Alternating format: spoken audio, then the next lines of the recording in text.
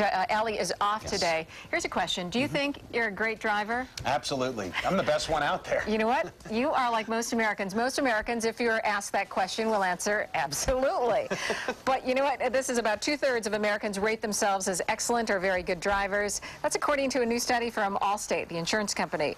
But here's the interesting part. Most people also believe other people are bad drivers. I should have asked you that question first. Out-of-state drivers, parents with young children, senior citizens, and teenagers all got negative reviews from their fellow drivers in this study.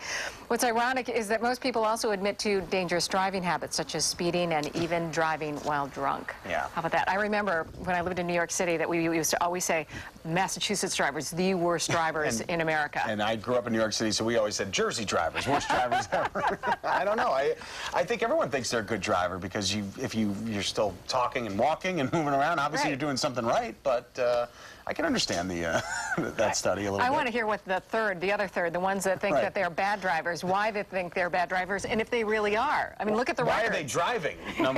My grandmother never drove because she was a bad driver. And she self-admitted? Yes, absolutely. I never drove because I'm not good at it. So. We're going to see if we can dig in this and then find out the reasoning behind all of it.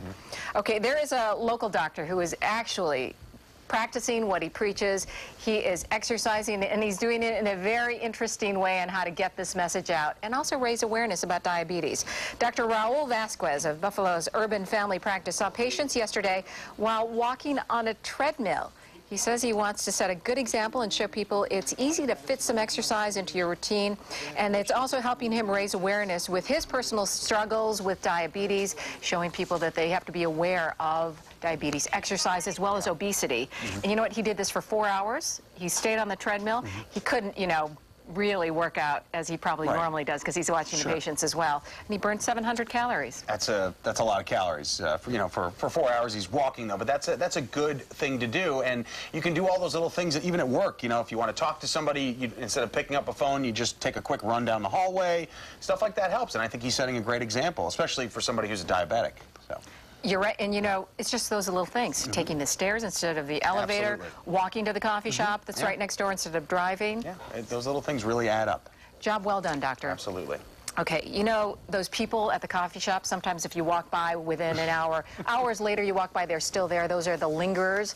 Well, there is one major coffee chain that is saying linger no more. Well, now, Starbucks is taking action against laptop users who overstay their welcome. According to Time.com, certain New York City locations are now covering up electrical sockets so that people can't plop down, plug their computers in, and then stay parked there for hours, turning it into their personal offices with no rent. It's the latest move in the growing trend of coffee shops trying to discourage people from taking up tables for too long. I have mixed feelings about this because, to me, I'm not one of those people that lingers. I feel a little self-conscious if I'm sitting there, sipping on the same cup of coffee for 4 hours, writing my screenplay or whatever it is I'm doing on my laptop. But you invited us in with those receptacles in the first place. And you the Wi-Fi. wanted us there. You started the whole thing, and now you're sealing everything up. So maybe take away a few, but I just think they're being a little hypocritical by doing that. Our producer, Lauren, we were talking about this, and there are other chains, meantime, that are trying to grow into the coffee business, like McDonald's and Tim Hortons, that are now actually evolving into that mentality and saying, come on, then come to our place. Right, they're putting We've in got the the flat plugins, the screens and the whole thing. Yeah, absolutely. So. Well, you know what? If nothing else, if they don't want you, go somewhere else. Tables are turning. Yes, the coffee shop is turning over. Okay.